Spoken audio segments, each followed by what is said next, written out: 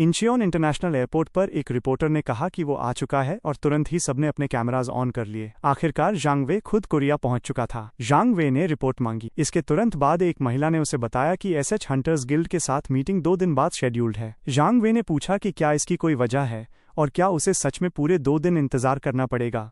Secretary ने माफी मांगी। चारों तरफ कैमरास लगातार जांग वे की फोटोज खींच रहे थे, जो उसे अब इरिटेट करने लगा था। जैसे ही जांग वे ने उन कैमरास की तरफ नजर डाली, सारे कैमरास अचानक मैलफंक्शन करने लगे। जब कंफ्यूज्ड कैमरामैन ये समझने की कोशिश कर रहे थे कि कैमरास में क्या खराबी आ गई है, जांग वे और उसकी सेक्रेटरी शांति से एयरपोर्ट छोड़कर निकल गए। बस की खिड़की से बाहर देखते हुए सीवू फिर से हरक्यूल्स के साथ हुई अपनी स्पेशल ट्रेनिंग के बारे में सोचने लगा। उसे समझ आ गया था कि भले ही उसके बॉडी रिकंस्ट्रक्शन में प्रोग्रेस हो रही हो, फिर भी उसे कम से कम 4 साल लगने वाले थे। बॉडी रिकंस्ट्रक्शन को ध्यान में रखते हुए अगर वो हरक्यूलिस से स्पेशल ट्रेनिंग लेकर फॉर्म सीखता तो इसमें बहुत ज्यादा समय लग जाता। शायद वो इससे तेज भी सीख सकता था। सीवू ने सोचा कि पहले गॉड ट्यूब के कुछ दूसरे चैनल्स चेक करके देखता है, लेकिन जैसे ही उसने अगले मंथली सब्सक्रिप्शन की कॉस्ट देखी, वो एकदम फ्रीज हो गया। अचानक वो चिल्ला उठा, ये 16 मिलियन वन क्यों है? उसकी आवाज सुनकर बस में बैठे लोग डर गए। करंट सब्सक्रिप्शन फी पहले ही 15.1 बिलियन वन थी। बस से उतरते हुए सीवू के दिमाग में टोटल मंथली अमाउंट घूमने लगा,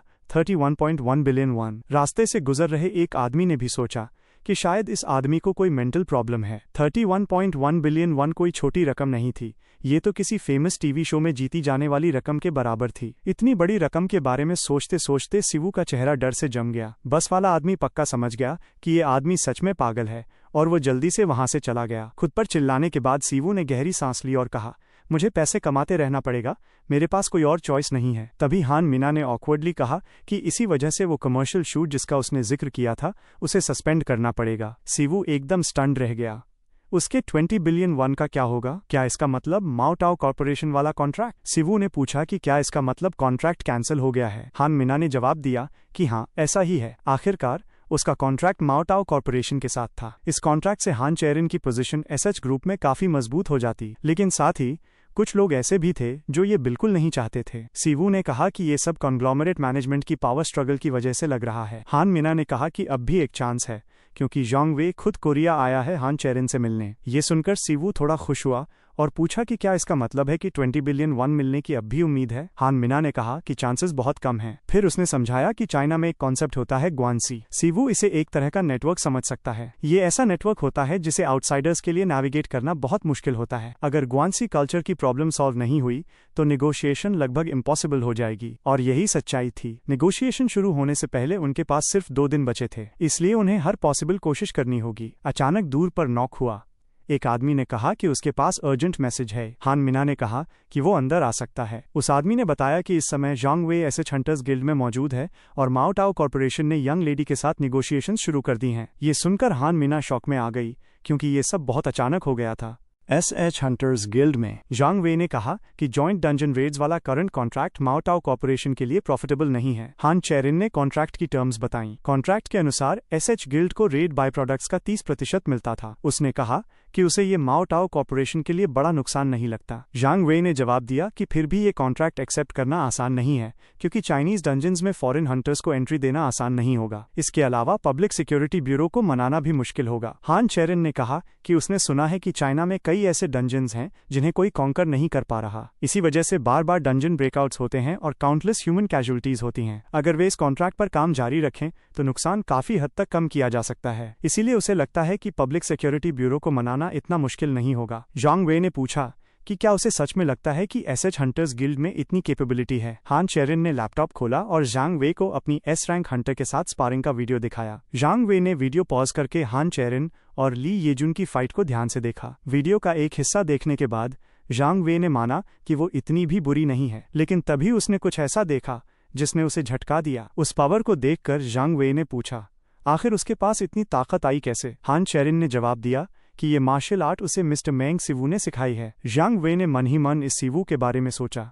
उसी समय हॉल का दरवाजा खुला और हान मिना ने अंदर आते हुए माफी मांगी। जांग वे ने पूछा कि ये सिवू कौन है। सिवू ने खुद की तरफ इशारा करते हुए पूछा कि क्या वो उसी के बारे में बात कर रहा है। जांग वे ने पूछा कि क्या उसका नाम सिवू है। सिवू को समझ नहीं आया कि वो क्या कह रहा है। हान चेरिन ने ट्रांसलेट किया कि वो पूछ रहा है कि क्या उसका नाम सिवू है। ये सुनकर सिवू हैरान रह गया कि हान चेरिन को चाइनीज आती है। चेरिन ने इसकी पुष्टि भी कर दी। तभी सिवू को एहसास हुआ कि ये लड़की उसकी सोच से भी कहीं ज्यादा इनक्रेडिबल है। जांग वे ने सिवू से पूछा कि क्या वही इंसान है जिसने एसएच गिल्ड के मास्टर हंटर्स को ताइजी सिखाया था।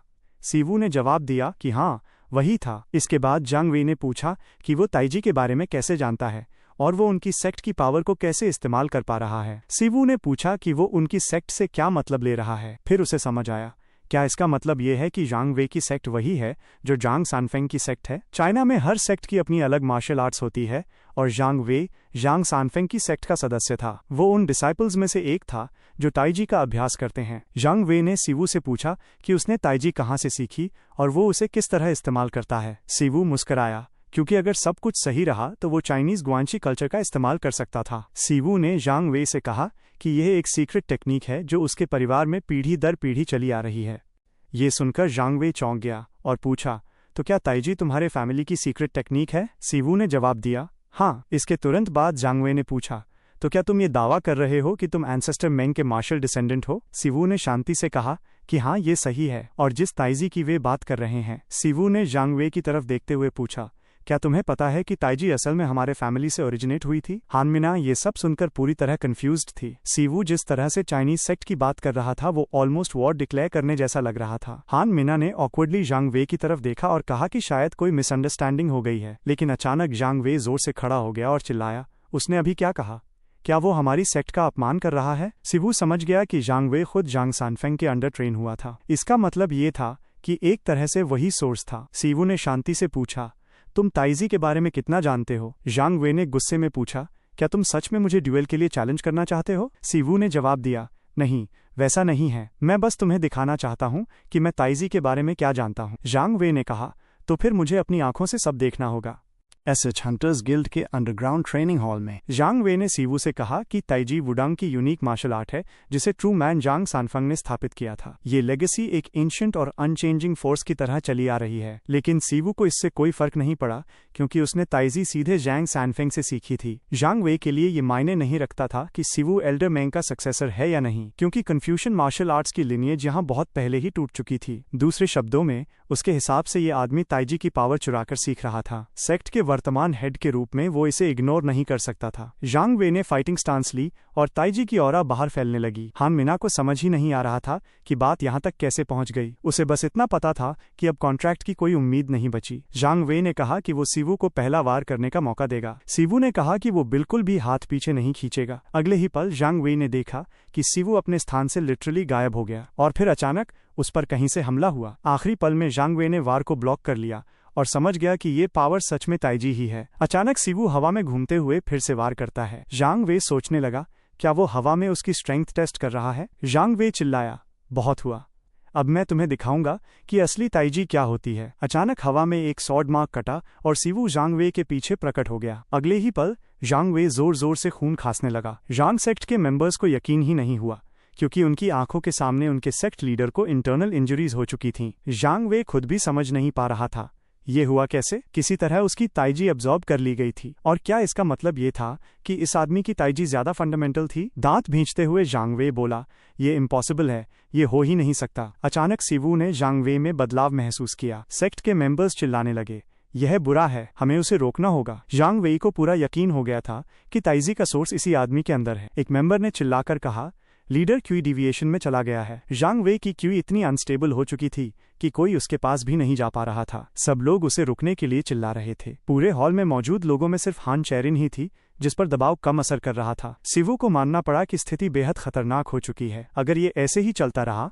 तो पूरी बिल्डिंग गिर सकती थी। हवा में उफनती हुई क्यूआई को देखते हुए उसके पास अब कोई और रास्ता नहीं बचा था। उसके सामने आने वाली हर चीज और हर घटना न तो किसी शुरुआत से बंधी है और न ही किसी अंत से। ताइजी पूरे यूनिवर्स की सबसे उच्चतम हार्मनी है।